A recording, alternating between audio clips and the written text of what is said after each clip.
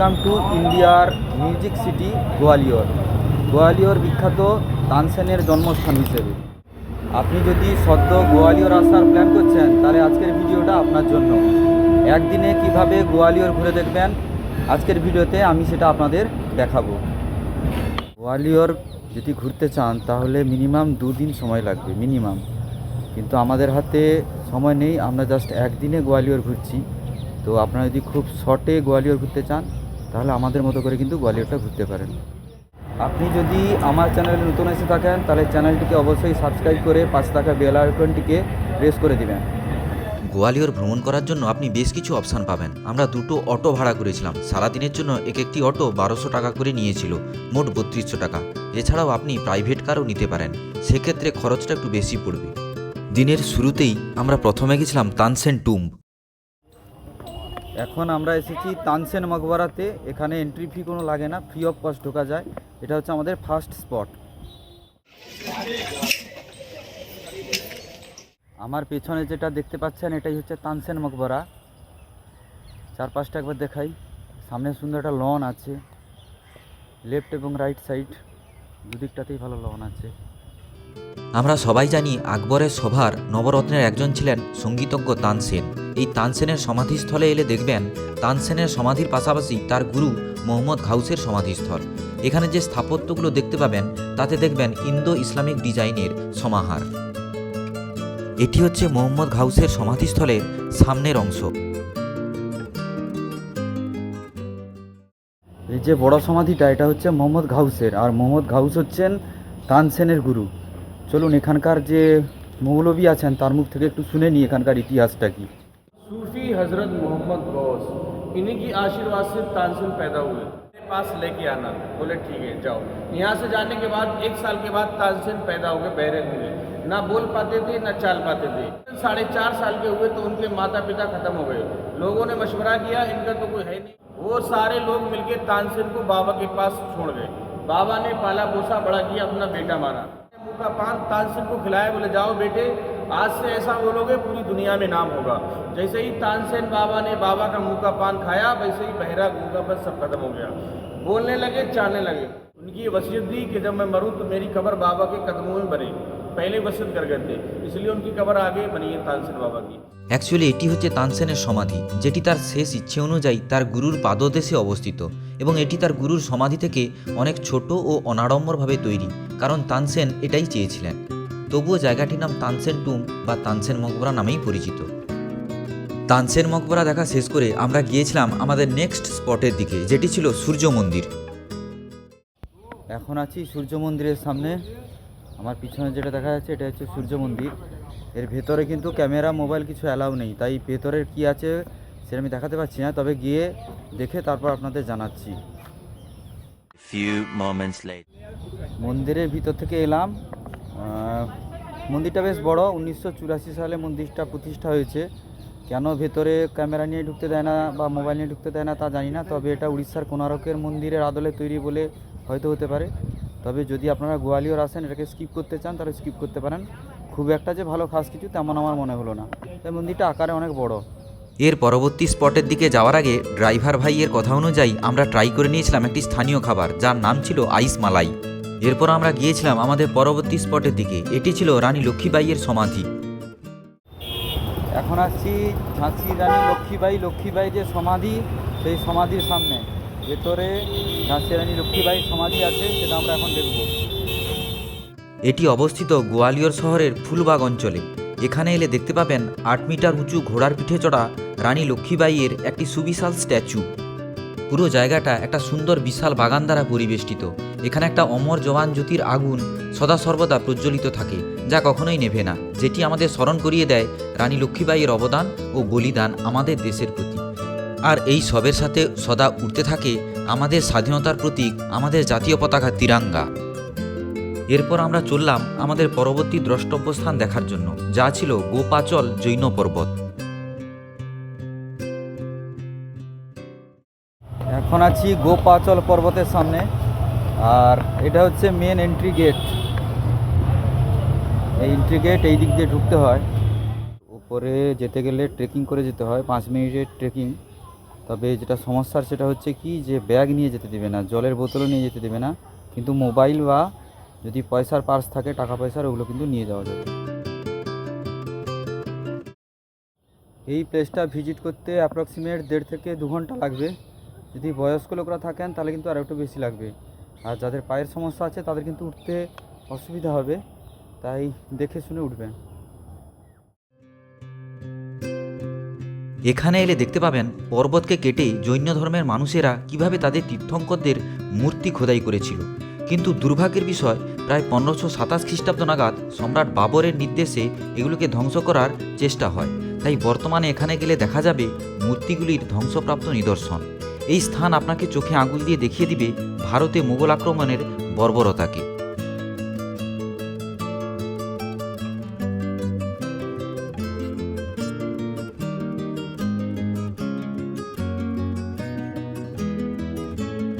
এরপর আমরা চললাম গোয়ালিয়রের বিখ্যাত দুটো স্পটের একটি দেখতে, যার নাম জয়ভিলা প্যালেস বা সিন্ধিয়া প্যালেস।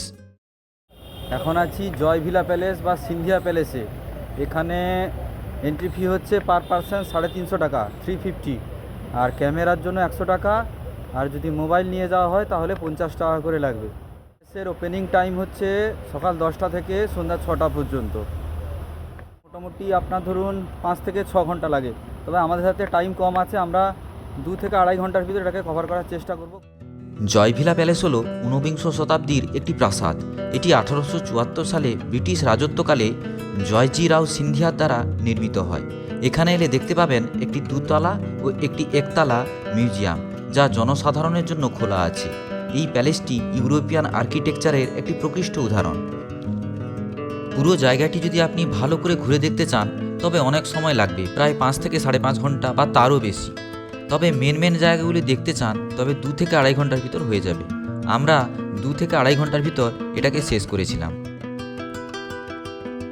এখানে দেখতে পাবেন সোনার শাড়ি এবং রূপোর শাড়ি, আর দেখতে পাবেন বিভিন্ন সময়ে বিবর্তনের ফলে ডাইনিং টেবিলগুলো কেমন রূপ ধারণ করেছে, বিভিন্ন সময় বিভিন্ন ধরনের ডাইনিং টেবিল।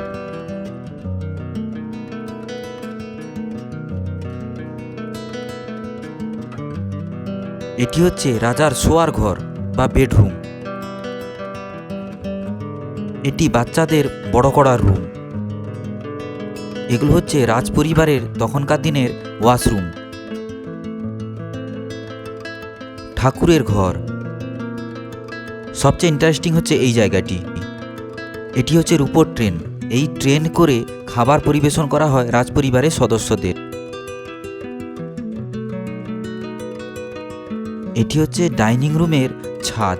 এই যে সোনালি রঙের আকারগুলো দেখতে পাচ্ছেন, এগুলো হচ্ছে সোনা দিয়ে তৈরি, এবং ঝাড়লণ্ঠনগুলোর দিকে দেখুন।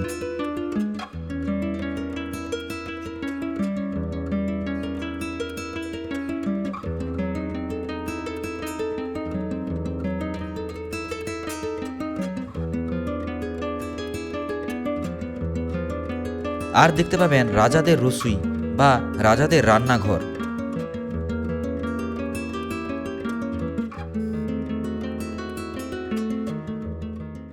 এই সমস্ত কিছু দেখা শেষ করে আমরা চললাম গোয়ালিয়রের অপর শ্রেষ্ঠ স্পটটির দিকে, যা ছিল গোয়ালিয়র ফোর্ট। এই গোয়ালিয়র ফোর্ট যাওয়ার রাস্তাটা অসম্ভব সুন্দর। দুদিকের মনোরম শোভা আপনার মনকে উদ্বেলিত করবে।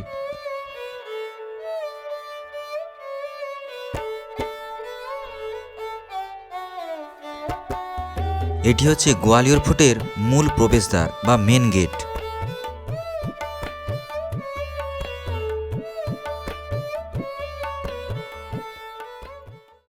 আর এখানে টিকিট কাউন্টার আছে, 25 টাকা করে পার পারসন টিকিট কিনতে হবে। একজনের জন্য 25 টাকা করে লাগবে। ফোর্টের নিচে, একদম নিচে গাড়ি আছে, 550 টাকা করে নেবে। অমনিগুলো 4 জন বসা যাবে, উপরে এনে ছেড়ে দিবে, এবং এখানে যে স্পটগুলো আছে ফোর্টের ভিতর সেগুলো আপনাদের দেখিয়ে দিবে। গোয়ালিয়র ফোর্ট একটি সুবিশাল পর্বত ফোর্ট, অর্থাৎ পাহাড়ের উপর অবস্থিত ফোর্ট। সম্রাট বাবর এই দুর্গটিকে বলেছিলেন সমস্ত দুর্গের ভিতর মুক্ত এটি।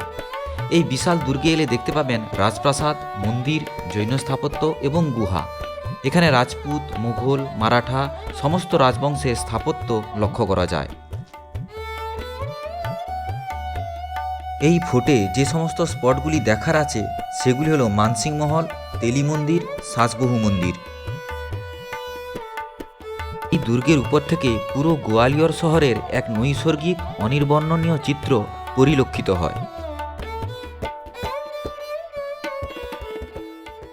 ফোর্টের ওপর অনেকগুলো স্পট আছে। প্রথমটা হচ্ছে মহল। এই মহলটা দেখতে মোটামুটি 45 মিনিট মতো টাইম যাবে। একবার টিকিট কাটলে 25 টাকা নেবে। ওই টিকিটে 3টা স্পট ঘুরে দেখা যাবে এখানে। এখানকার প্রথম স্পট হচ্ছে মানসিং মহল। মানসিং মহল মুঘলরা আসার পূর্বে রাজা মানসিং দ্বারা নির্মিত একটি রাজপ্রাসাদ, যা 1486 থেকে 1516 সালের ভেতর তৈরি করা হয়।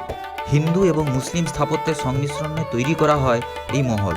এর বহির্ভাগ আকর্ষণীয় নীল ও ফিরোজ টাইল দিয়ে তৈরি। এতে আছে দুটি খোলা উঠোন, যার চারপাশে 2টি তলা অ্যাপার্টমেন্ট এবং একটি 4তলা মূল কাঠামো রয়েছে। এর রয়েছে একটি ভূগর্ভস্থ কক্ষ, আর এটি হচ্ছে সেই ভূগর্ভস্থ কক্ষ।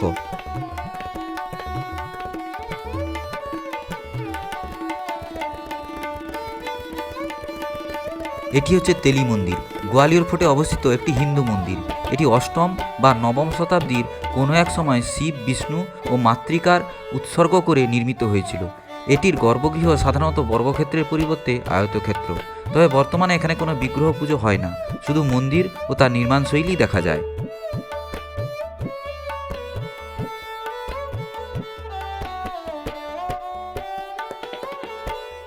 সাসবহু মন্দির পাশাপাশি অবস্থিত দুটি মন্দির, যার একটি ছোট এবং একটি আকারে বড়।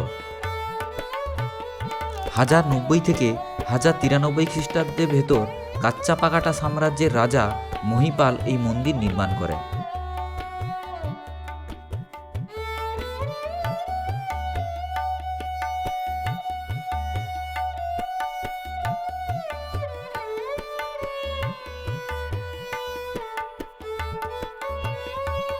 এই মন্দির দুটির বড়টি শাশুড়ি এবং ছোটটি বৌমাকে চিহ্নিত করে। এই সাসবহু মন্দির থেকেও গোয়ালিয়র শহরের একটি সুন্দর চিত্র দেখা যায়। এখন বসে আছি সাসবহু মন্দিরের একদম মেন উঠোনের সামনে। এখানে যে মন্দিরগুলো আছে সেখানে একটা বৈশিষ্ট্য হচ্ছে কি, যে মন্দিরগুলোর ভিতরে কিন্তু কোনো মূর্তি থাকে না, শুধুমাত্র এমটি বা ফাঁকা থাকে মন্দিরগুলো। তবে মন্দিরগুলোর কারুকার্য খুব সুন্দর আছে। এখানকার যে কারুকার্যগুলো সেগুলো কিন্তু দেখবার মতো। আর সবশেষে ফেরার পথে রাস্তায় দেখতে পাবেন জৈন ধর্মের তীর্থঙ্করদের স্থাপত্য।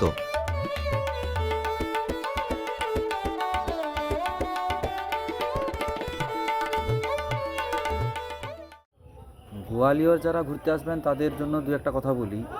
গোয়ালিয়রের যে মেন অ্যাট্রাকশান দুটো, একটা হচ্ছে সিন্ধিয়া প্যালেস আর একটা হচ্ছে গোয়ালিয়র ফোর্ট। এই দুটো হচ্ছে মেন অ্যাট্রাকশান। এই দুটো কভার করতে সারাদিন লেগে যাওয়ার কথা, কিন্তু আমার যা এসে মনে হলো যে গোয়ালিয়র ফোর্ট ঘন্টা 2 থেকে 2.5 ঘন্টা হলে মোটামুটি ঘুরে দেখা যাবে। আর সিন্ধিয়া প্যালেসও ওই রকমই 2 থেকে 2.5 ঘন্টা হলে হবে। কিন্তু এর স্থানীয় যে লোকজন আছে বা অটো যারা চালায় বা গাড়ি যারা নিয়ে আসে, ওরা কিন্তু বলে যে 5 ঘন্টা 6 ঘন্টা লাগবে, কিন্তু আমার মনে হলো না কোথাও যে 5-6 ঘন্টা লাগতে পারে। এটা ওই গোয়ালিয়র ফোর্টটাও 2 থেকে 2.5 ঘন্টা এবং সিন্ধিয়া প্যালেসটাও 2 থেকে 2.5 ঘন্টা হলে কিন্তু কভার করা যাবে বলে আমার মনে হয়। ভিডিওর সবশেষে বলি, থাকবেন কোথায়? আমরা ছিলাম হোটেল অম্বিকাতে। আমি হোটেল অম্বিকার ডিটেলস ডেসক্রিপশান বক্সে দিয়ে দিলাম, চাইলে চেক করে নেবেন। এই রুমটাতে আমরা ছিলাম, 1300 টাকা ভাড়া পড়েছে। এটা এসি, খুব একটা ভালো কিন্তু নয় রুমটা। টিভি একটা আছে, এসি আছে, 3 জন সহজে শুতে পারে, ফ্যান আছে।